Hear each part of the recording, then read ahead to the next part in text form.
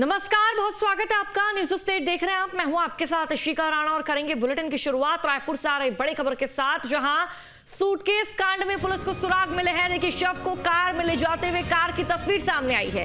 Indraprastha colony से निकलते हुए कार दिखी।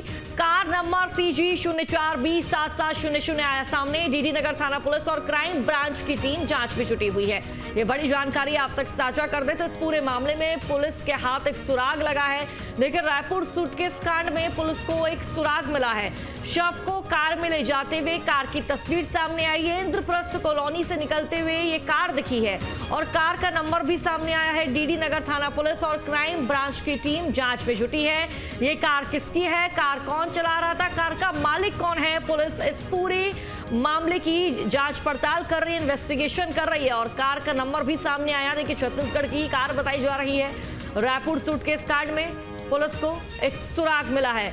ज्यादा जानकारी साझा करेंगे संवाददाता अंकुश रायपुर से हमारे साथ लाइव जुड़ चुके हैं। अंकुश, सूटकेस कांड में एक सुराग पुलिस के हाथ लगा है। अंकुश, क्या जानकारी, क्या ये सुराग है और पूरा मामला क्या है, विस्तार से वो भी बताइए।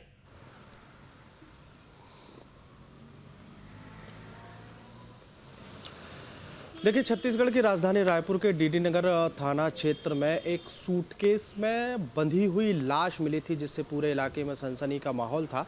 और उस सूटकेस की लाश की तफ्तीश जब डीडी नगर थाना पुलिस ने की तो आगे बढ़ते हुए उसमें आसपास के कई CCTV फुटेज खंगाले गए। तो फुटेज के आधार पर कुछ मिलती जुलती हुई पेटी और सूटकेस जो है वो देखी गई थी।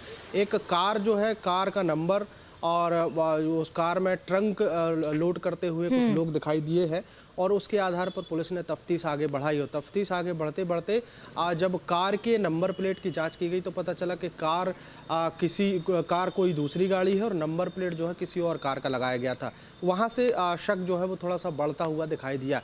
अब जहाँ से ट्रंक खरीदा गया था वहाँ तक पुलिस पहुँच चुकी है और ट्रंक के बारे में जब पुलिस ने पता किया तो पता चला कि एक दंपत्ति आए थे और दंपत्ति ने वो ट्रंक खरीदा था। अब इस पूरे घटनाक्रम में एक नया मोड़ ये आ गया है कि पुलिस ने तत्काल प्रभाव से इस पूरे घटनाक्रम में जब जांच पड़ताल तेज की तो पता चला कि 2 संदिग्ध कल रात में यहां से फरार होने में सफल हुए हैं, जो दिल्ली की फ्लाइट में चढ़े हैं।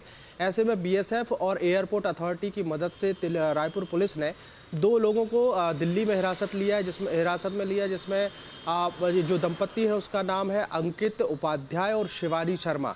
ये दंपत्ति दिल्ली से गिरफ्तार किए गए हैं और उनको अब रायपुर लाने की जो कार्रवाई है वो की जा रही है। रायपुर से भी एक टीम रवाना हो गई है। रायपुर SSP लाल उमेश सिंह ने अभी हाल ही में कुछ ही देर पहले इस पूरे घटनाक्रम पर अपनी एक छोटी सी प्रेस कॉन्फ्रेंस की है। उस प्रेस कॉन्फ्रेंस में कुछ तथ्य सामने रखे हैं जिस आधार पर कहा जा सकता है कि गिरफ्तारी के बाद एक बड़ा खुलासा होगा। गिरफ्तारी होने के बाद हत्या का कारण क्या था, हत्या का कारण होने के साथ साथ ये जिस युवक को मारा गया है राकेश पैकरा, उसको क्यों मारा गया, इन तमाम बातों का खुलासा होना बाकी है। अभी चूंकि पुलिस से जब सवाल जवाब किए गए तो उन्होंने स्पष्ट तौर पर तफ्तीश होना बाकी कहकर तमाम सवालों के जवाब देने से अभी थोड़ा सा उन्होंने कहा है कि जब तक पूछताछ नहीं हो जाती तब तक कुछ कह पाना थोड़ा सा जल्दबाजी होगी। फिलहाल इस पूरे मामले में एक बड़ा अपडेट है कि जिस तरीके से नोएडा में एक हत्या की वारदात को अंजाम दिया गया था और उसमें सूटकेस में लाश भरी गई थी, उसी से मिलती जुलती वारदात जो है वो छत्तीसगढ़ की राजधानी रायपुर के डीडी नगर थाना क्षेत्र में हुई है और उसको भी पुलिस ने जल्द से जल्द कहीं ना कहीं उसके सुराग ढूंढ लिए हैं और सुराग के आधार पर गिरफ्तारियां की हैं। अब पूछताछ के बाद उस पूरे हत्या की वारदात का खुलासा होगा।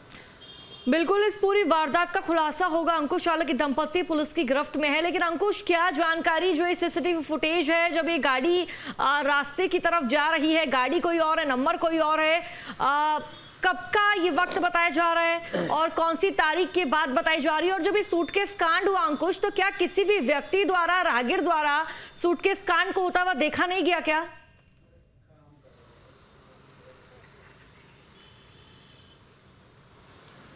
देखिए, इस बात से अभी पर्दा नहीं उठ पाया है कि सूटकेस सबसे पहले किसने देखा और अगर किसी ने देखा तो क्या उसको खोलने की कोशिश की। देखिए, इसमें सबसे महत्वपूर्ण बात यह है कि सूटकेस में लाश और वो पूरा सूटकेस एक ट्रंक में पैक किया गया था। 2 महत्वपूर्ण बातें इसमें निकलकर सामने आई हैं।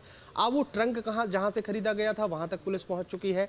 ट्रंक जहां से गाड़ी में लोड किया गया वहां के सीसीटीवी फुटेज पुलिस के हाथ लग चुके हैं और ट्रंक जहां फेंका गया वहां पर बस थोड़ा सा सबूत के अभाव है अभी पुलिस के सामने। लेकिन जैसे ही पता चला कि एक ट्रंक सड़क किनारे पड़ा हुआ है और उसको जब खोलने की कोशिश की गई तो उसमें सूटकेस में से बंधी हुई एक लाश निकली और उस सूटकेस में सीमेंट गिट्टी का घोल भी भरा गया था ताकि ये सूख जाए और उसके बाद लाश जो है वो कहीं ना कहीं उसी सूटकेस में दफन होकर रह जाए। लेकिन आज सीमेंट सूख पाता उसके पहले ये राज खुल गया।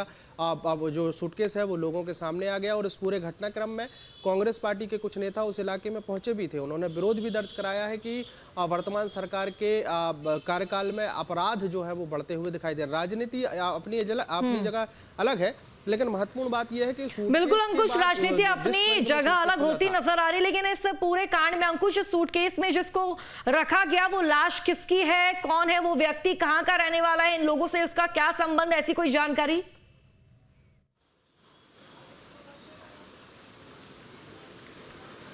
देखिए, राकेश पैकरा जो है मृतक का नाम बताया जा रहा है और राकेश पैकरा के मृतक होने के बाद जो हत्या करने में जिनके ऊपर शक है वो एक दंपत्ति हैं जिनका नाम है अंकित उपाध्याय और शिवानी शर्मा।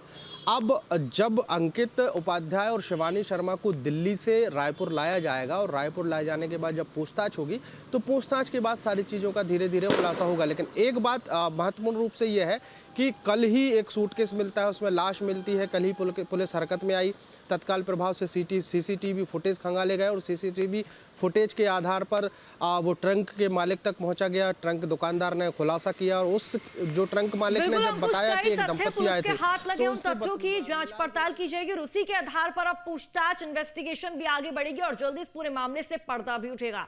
बहुत बहुत शुक्रिया अंकुश आपका जानकारी साझा करने के लिए।